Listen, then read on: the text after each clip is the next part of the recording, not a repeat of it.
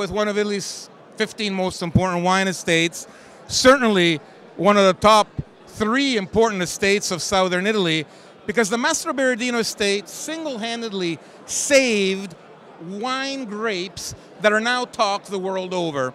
If we talk about Fiano today, it is really because of this man's family.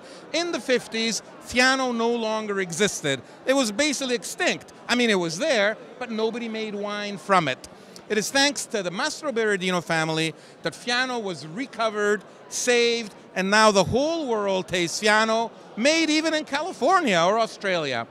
But the original thing comes from Campania, and we're going to ask Piero to tell us a little bit about what makes Fiano from Campania so unique.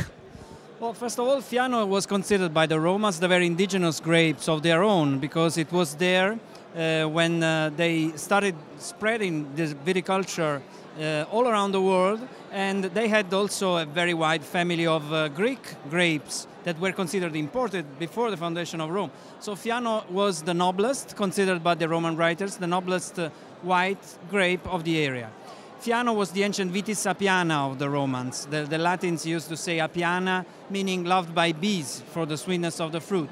So this is a very prestigious grape, and it's so unique because it's not only a matter of freshness due to the elevation, the altitude. We got vineyards going up to 700 meters of elevation in the area. It's not only a matter of freshness and acidity, but it's for this reason also the ageability of this wine. We got beautiful verticals of these bottles of Fiano di Avellino going back 40 years easily without any sense of oxidation, and with the same color as the last harvest. And that's very important. Fiano, one of the oldest vintages of wines that can age the best in Italy as far as white wines go.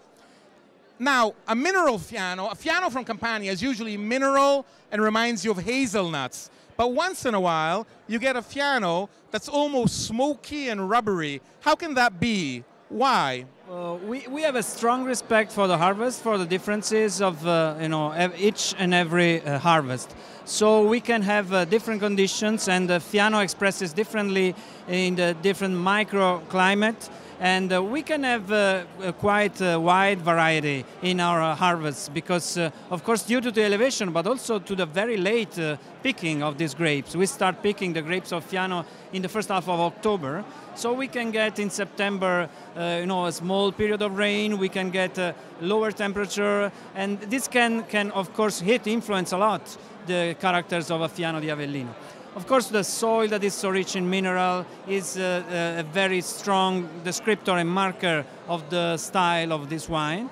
And then all the wines that come from a region are wines that are, kings of elegance and finesse, because of the elevation, of course, and of the low temperature, and mainly the big excursion of temperature between night and day. We can have even 20 Celsius degrees of difference between night and day in the very warm periods of maturation.